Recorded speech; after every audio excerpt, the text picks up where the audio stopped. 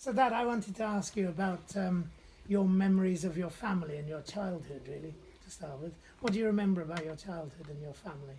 My first temptation is to say I don't remember a single thing, because I can't remember anything about anything, but never mind, we'll try. What's your earliest memory? I believe I remember being in a pram in Worthing on in the Stein, but I think it's probably a folk memory, Do a you think it is? psychological memory or something. Because you were Anyway, very young in it Worthing. might have been an early memory of being in a pram, and if so, it was a sunny day on the Stein. I discovered later, however, that the house we lived in the Stein, we lodged in, had become a Chinese restaurant. That's right. And so everyone looked with new respect on me because it appeared that I'd been born in a Chinese restaurant. However, that's by the way. Yeah, your father's mother's family, your father's uncle was a builder in Worthing. I discovered that's why you were born there, not in Yes, London. that's the Worthing connection. Yes, you discovered. I know yeah. that because your father was discharged Brilliant. from the army, Yes, and he had to go somewhere. So my father was in the army. And Wasn't 27. I was born in 1929, and my father had just left the army, I think, at that time. And we went to live in Worthing or thereabouts. Yeah, Worthing. However, those are not memories of my earliest active memories of being in a boys' gang in Brighton. We weren't a criminal gang. We just used to gather at weekends when we were at school and holidays and stuff. And we used to roam everywhere with great freedom, partly because by 1929 the war had started. I've left out a bit before 1929. I spent a good part of a year in South Wales. that's right, in 1939, was it? I think I went back in 39. Yeah. I think it was only part of a I think year. it was, yeah. But I went to the village school, and I do have a memory of that. It was quite good. And, but they made me work because I was being trained for, what would it be? Grammar school, 11 is it? plus. 11 plus, Nearly yeah. 11 plus. I'm not sure they had 11 plus then, but anyway, it was to get into a grammar school. You had to pass an exam, whatever it was called. And this I did at the village school. And then I went back to Brighton then. And then the war came, and I remember being evacuated, but my mother wasn't very keen on us being evacuated. So she came and fetched me after 6 months or something like that, which was a pity because I was billeted as an evacuee. I was in Yorkshire as an evacuee, and it was in the idyllic village called St Mellons with a river running through it, I remember. And it was quite a very nice life, really. Nothing of any great significance, but it was quite a happy time. And he presented me with a fishing rod, but I couldn't or didn't bring the fishing rod with me, so that was the beginning and end of my fishing career. I might have Did been. you use it? I might have been a great angler. No, I don't think I used it. But anyway, I left the fishing rod. I think I was meant to leave. I wasn't given it. I was just lent it. So I was terribly pleased to be back for the Battle of Britain. That summer of, I must have arrived back in August. Yeah. And my father had work. He'd retired from the army and he hadn't got a proper job. And so he started building tank Yeah. defences right across Sussex, which he did at the weekends. And it was a wonderful time for me because I used to go too, and I didn't have to build anything, but I had a lovely time playing around in Sussex and on the Lewes. And what happened after that? The Battle of Britain came, and that was wonderful for boys of 11. It was a very exciting time because we saw all the battles happening across Sussex and the skies, I remember, were full of trails and trails of aircraft going across the sky in wonderful summer weather. I've got this in the wrong order because I wasn't evacuated until after that. Oh, really? Were you evacuated after the Battle of Britain? Well, Yes. Yeah. Yes. I see. I was in Sussex That's right. until night. I think Because you came back from Wales. Yes. Yeah. Yes. To Sussex. I came back from Wales to be at the Battle of Britain. Yes. Front row seats. Do you have visual memories of the aeroplanes? Can you actually, kind of in your mind's eye, remember seeing these planes Yes. trying to kill each other? I saw them all making patterns all over the sky. It was all a jumble of white lines in the sky and so on. And I don't think I saw any of those close at hand. But then later in Sussex, we had lots of things of German aircraft crashing in the vicinity, and looking at wreckage very often. Did you pour out to the wreckage, the crash sites? That's to right. see Yes. and souvenir things and. That's right. We used to, and there's so many of them were being shot down that there were fallen aircraft all over the place. Flying about the wreckage. place. And for all I know, probably dead bodies, but we never saw any dead bodies. But it was all very exciting. Anyway. Do you remember other things about the war, like rationing or food, or what do you remember about? It's funny, I don't have. Obviously, there was rationing, but you got a sweet ration, and you got a. No, not at the beginning. We didn't have a sweet ration. Later, we got a sweet ration, I think, and we didn't notice it a great deal. You know, everything seemed to go on as far as we were concerned. At school it was rather different because we were at Van Dien School up on the hill above Brighton at Hollingdean, and There were air raid shelters and things at the schools, weren't there? Did you use those?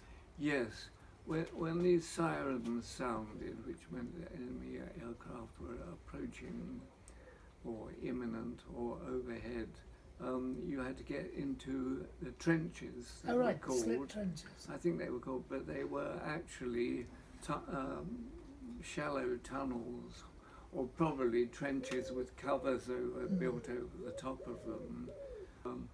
You had to sit and do your lessons there. Oh really? For what seemed like long periods. And What do you remember about your education? I mean, was it good, bad, indifferent? I think it was very interrupted, basically. For that wartime situation, the education went on and the lessons happened and so on, but it was always interrupted by something, somehow it seemed. Eventually it settled down as we got older. But I wasn't actually terribly interested in school and schooling for most of the time until I got to the sixth form, I suppose. What did you do? Did you socialise with the kids you went to grammar school with, or did you socialise with the kids you lived in the area? Yes, my main all my social life really was spent It was linked to the church. All our loyalties were to the local church, which was the huge church, St. St. Bart's. Bartholomew's, Yes. St. Bart's in The Brighton. Church of the Poor, as it And calls it was, itself. yes, I think Yeah. an opulent, huge church founded by a hero of the Anglo-Catholic movement. Sorry, wasn't it Oxford movement? That lot. No, it wasn't Oh, the wasn't it? Oxford. No, the Oxford movement was, I think we didn't approve of. Oh, really? St. Bartholomew's was very high church, Yeah. Anglican, Still is. Anglo-Catholic, still is. Still yes. is. Bells and smells. Only equaled by St. Martin's, which is another story. Mm. But, You socialised through the church, but you were a scout yes, my as well. my weren't you? social life was all my activities. There was the choir, the serving at mass at the altar, and You were in the the Scouts. boys' club and the scouts. So my whole social life was occupied by elsewhere. Yeah. I think later on the staff used to comment that I was never there and things like that, and I was always somewhere else. Generations of your family have had the same comments, I think. Yeah, I think. I wanted to ask about your family, because Yes, I Izzie and my the family. boys don't know who your brothers and sisters were or your parents. Yes. Okay, shall I give you a bit of Yeah, give us a rundown on the family. It's fairly How obvious, do you remember and I'm them? sure you know it already. We were a family of 6, and I was the 6 kids. 5th of the 6. Yeah. Yeah. I had one younger brother and only one sister, or then 3 big brothers. And Do you but so it was a crowded and a poor. We were all poor as anything. Dennis used to work in the Sainsbury's, and he sort of saved the family finances mostly. And then they each in turn were called up to the forces as they came of age, and it ended up with Dennis in the army, and he was specialised as a PT instructor in the army, and Don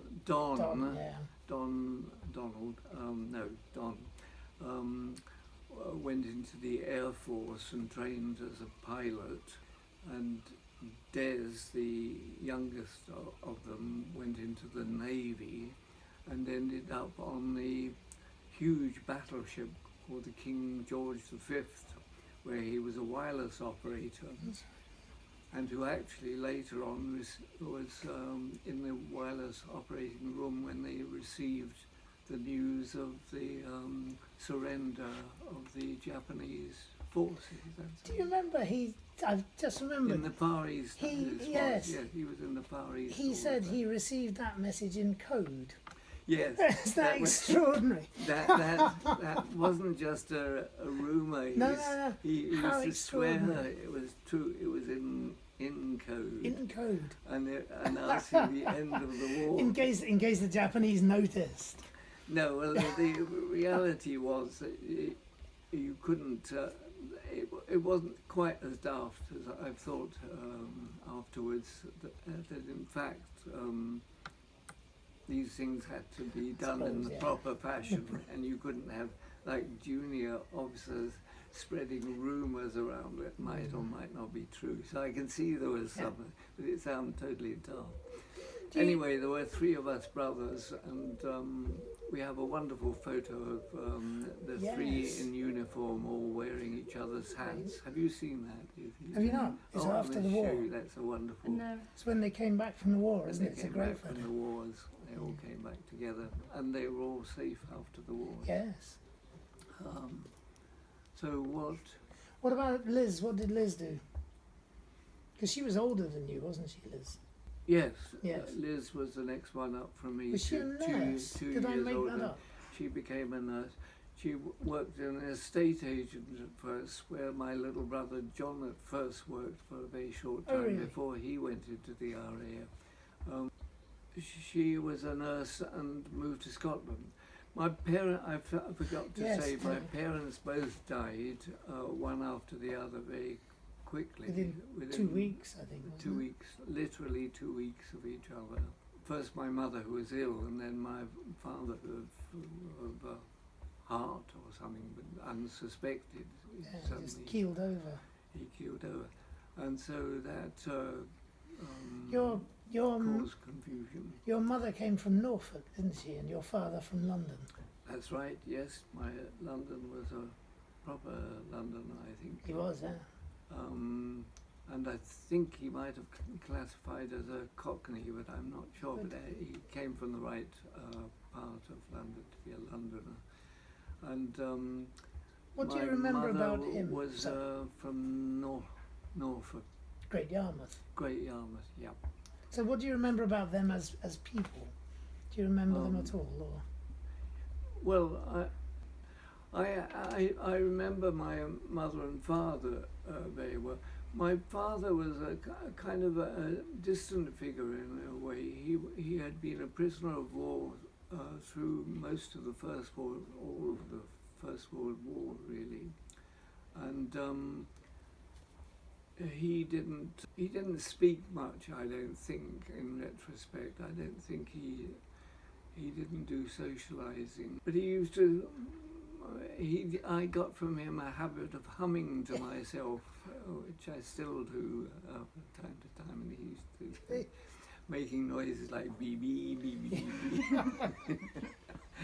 Anyway, he was taken prisoner in the First World War, and which is probably the reason why he survived the war at all, because most of the people of his from the original British Army. He was in the proper British Army. He was pre-war full regular, time. wasn't he? Yeah, a regular soldier.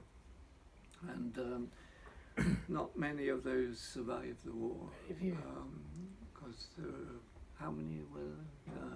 No, it was a very small army, number, wasn't it? And, He had 3 other brothers who fought in the war, and 2 of them died on the same day, but in different 1,000 miles apart, didn't they? They were killed.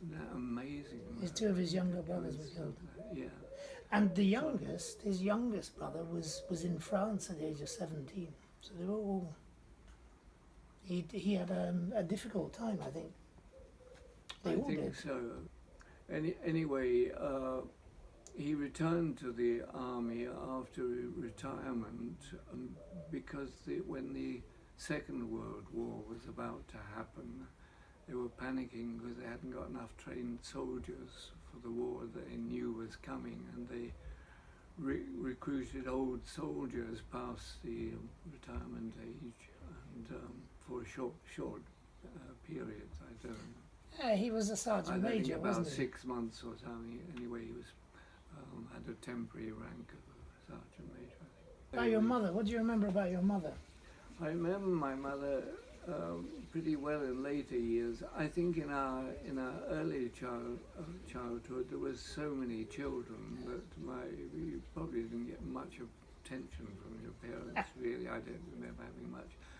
That's why I became self-reliant. Yeah, probably. I expect. And I was supposed to look after my little brother, but I doubt if I looked after him very much. And my older brother was doing other things always, as you expect. And my sister was doing other things as well, like helping run a family of 6 kids. So what do you remember about your mother then?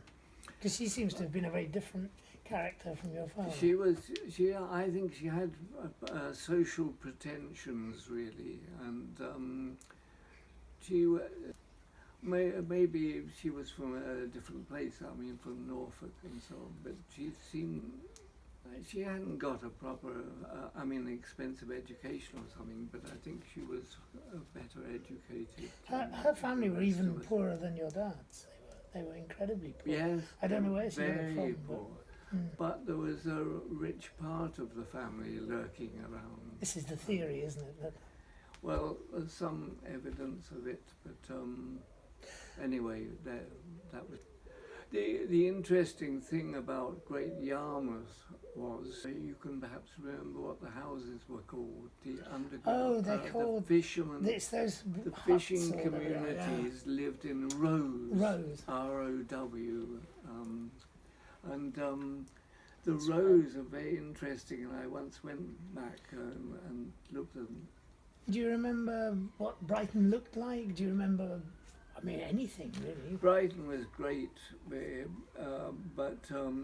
it was spoiled by the fact that most of my most vivid memories of Brighton are from the time when the war was on and there was guns along the top of the seafront. Yeah. But the excitement of being able to go and you could, if you timed it properly, you could go and stand near the guns, but they shooed you off if action came. But you could hang around the guns along the seafront. These are the anti-aircraft guns, aren't they? And it was wonderful. There were rows of them along the seafront, pointing out towards the sea, because the German attackers came in low over the sea, and they tried to shoot them down. So these are the tip and run raids, aren't they? And it was. Weren't you singled out by the Luftwaffe to be assassinated? Yes. Hit by Hitler's direct order, Yes. no doubt. I was crossing the middle of the street, and suddenly, zoom, a plane flew low over my head, shooting its guns. Yeah. And it literally like, and then it was gone, and I was in the middle of the road, surrounded by holes in the tarmac. more or less, and. It wasn't even frightening because it was so sudden and surprising, and it zoomed over. My mother shot out of the house. Get in, it's a bit late. It was far too late. That's what used to happen. Do you remember can you visualise I mean, what was it? Was it a Focke-Wulf? It was a Focke-Wulf 190. Yes. So that dates it. It was not 42, 43. The earlier part. It was, well, you know better about dates, but 42, 43. 42, 43. Something like that. I can remember what it looked like too. Do you remember the colours? Yes, I remember the blue underneath. They were painted sky blue underneath to match with the sky, obviously, and I suppose it was very, very pretty. But this blue, light blue thing shot over, shooting its guns, and was it? And what else? Was it shooting at you? No, I was pretty sure. No, I don't think they would have been shooting a child in the middle of the street. Well, they shot our street, unfortunately, it was Stanley the Road. Viaduct. We lived at 75, for the record, 75 Stanley Road, with a viaduct at the bottom of it, and the trains used to go over it. So the plane was clearly shooting at the viaduct. But as it was in line with me in the middle of my street, it ran. Oh, that was a speaking wonderful of planes, excitement. Do you remember when the cinema was bombed? That was earlier, I think. Yes, the kids, all those kids in the cinema. Yes, lots of kids go. Because that was Kemp Town, wasn't it? They didn't tell us much about it until later on. We discovered. No, it went around that lots of kids had been killed. But you weren't. Did you used to go to that cinema? It was I believe it was a direct hit by a bomb in the middle of the cinema. And, full of kids. And on a Saturday morning, yeah. In fact, I remember the Saturday morning because we all went to the pictures on a Saturday morning. Normally, it costs threepence or something like that. Anyway, yeah, I think it was threepence on a Saturday morning. And it was packed with yelling kids, and fortunately it was the other cinema they attacked, or practically. Terrible. So what kind of films? I appreciate this is moving on a bit, but what kind of films did you watch on a Saturday morning? They were mostly cowboy ones. Were they? old-fashioned cowboy things with guns. So. And did No, they were also Charlie Chaplin films and Laurel and Hardy. Ah. Yes, Laurel and Hardy were good. and who But mostly Cowboy things films. firing cowboy guns, and they were all much the same. And you never got to you didn't come to the cinema in those days at the beginning of the film. You just came when it was Did you? convenient, and it was the universal custom in Britain in the earlier days that you didn't go to the beginning of the film. You just went to the pictures. Whatever time suited you. So you just arrived It's really wherever bizarre. in the film it We was. were used to, you just picked up a film and said, How interesting. and then when it came to your point, you said, this is where I came in, and you got up and went out. Is that where that expression comes from? This is where I came in, yeah. No, I didn't know that. I think so. I've heard that all my life. I've no yeah, idea. yeah. Well, you literally said, So you well, just said, well, I'm that's me. going, this is where we came in. It was usually because there was lots. It must have been good for your imagination, I guess. I don't know how he did it. It must have been infuriating, but anyway, that's what happened. And the performances were just like in that film called Hope and Glory. You want to see my childhood scenes? Really, is that what it was? Have you never seen No, that? I've never seen it. Hope and Glory is an old film, but it's still a classic of screaming kids. And Thousands of horrible children shouting.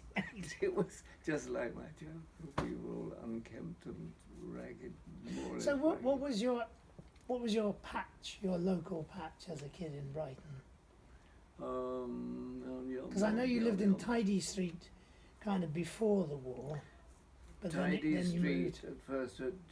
During the war, I lived in Springfield. Springfield Road mostly, wasn't it? Yes,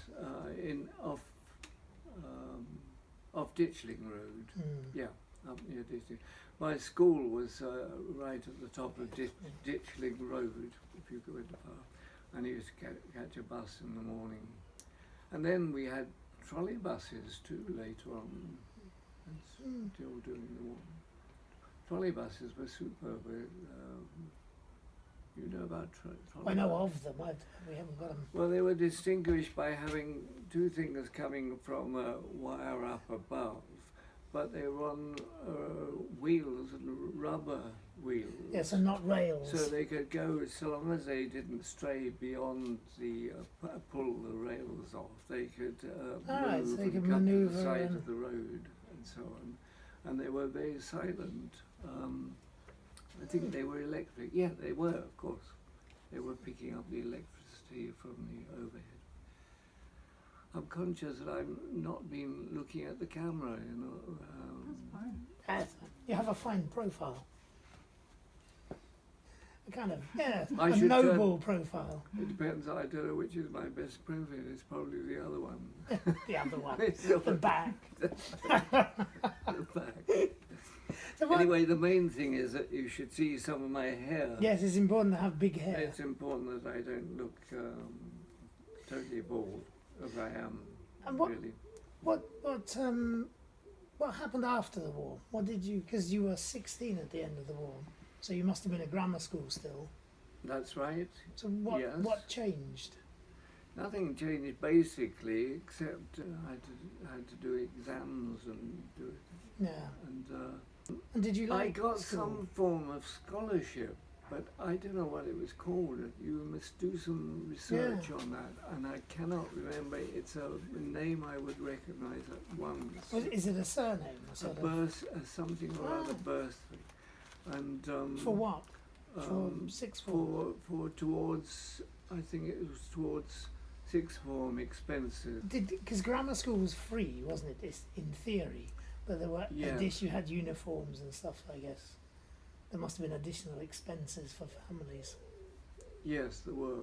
Because John You also went to grammar school, didn't But he? the bursary was to help poorer families, I think, at grammar school. To enable, these were the very enlightened days of the Labour government. Yeah, well, I guess the 44 Education Act. When they introduced all sorts of enlightened things. Because your older brothers and Liz didn't have the opportunity. They must have left school at No, 14, I guess. Yes, they Everybody all had did. to leave school Yeah. 14, yeah. I'm not sure about Liz, but... I don't know. Probably. I mean, everyone else did. Do you remember, did your parents read books or newspapers or...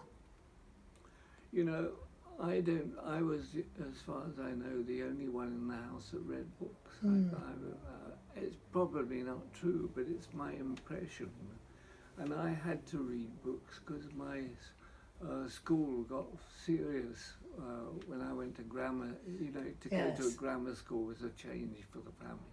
So, and then, because you then you went to university, university. And I went to Edinburgh University. How did you go to Edinburgh? How did this happen? How did you go to university? No offence. How did I go to university? I mean, where did the idea come from that you would do university? Well, I was in the sixth form. That was the idea. You tried to... So it was preparation for university? Not many, but I was in a class, the sixth form, where we were working for university qualification. That was the intention.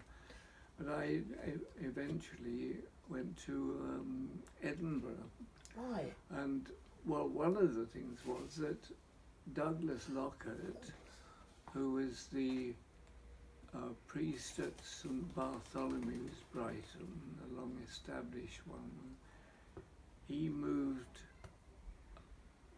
to Edinburgh, and I was looking for a university.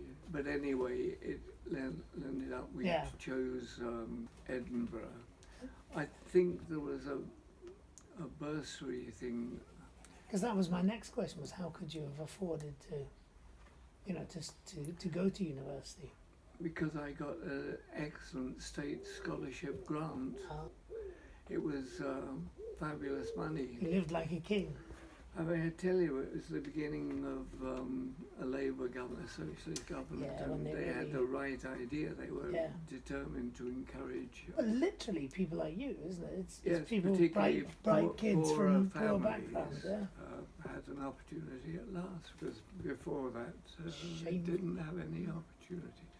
And so you, at one point in my university career, when I did French, and that you had to do 4 years at university to do French, because one of them was in France.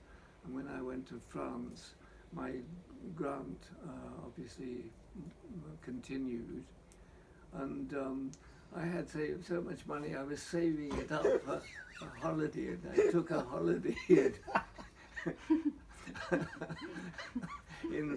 in another part of France with somebody else, a friend of mine, and we had a great time, and plenty of money, all expenses paid more.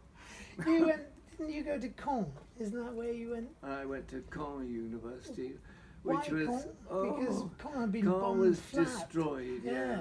It was totally destroyed, and very sad. Yeah. And unfortunately, I got chosen to be the Scottish representative from Edinburgh University to Caen, which had links with links between the two universities. You could have had Saint-Tropez or Paris or somewhere. You have this great honour of being chosen to a great pile of rubble and in northern France. It did have the... Oh, that's the other reason why I was well off, because I earned a salary in my year in France. As the representative? I was a lecteur d'anglais. No, really?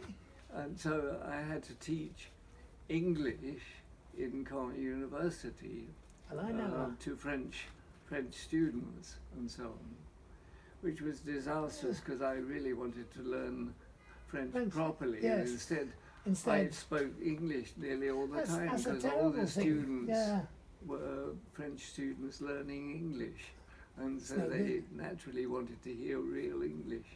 and they'd been cut off from France during the war, and so they were having a lot of students were learning French at the So time. did you meet Mum? Learning English. Did you meet Mum at when you were at Edinburgh University? That was when you met Mum? Is that my imagination? Yes. Not in France, but in... We didn't meet until the final year Uh-huh. properly, not knowingly. But, oh yes, Mum had a great friend called Alison, and she and Mum were in the same group in the same year, and they were both from Scottish, well, it was in Scotland. On the first day of the first term, I've told this story many a time. No, your mother's told this story Yes, that's many a right. time. Yes. And it was. It's good to hear the other side. Oh yes, in the students were gathering after the first meeting where you met the groups that you were allocated to. Mum said, "Is there any talent in your lot?" to a great friend of hers, Alison. And I knew Alison only because I had met her that morning at this new tutorial group, and the girls said, "Any talent in your lot?" Yeah. And Mum said, "No, not much really." And no, I wasn't in that group, so it wasn't about me. Yeah.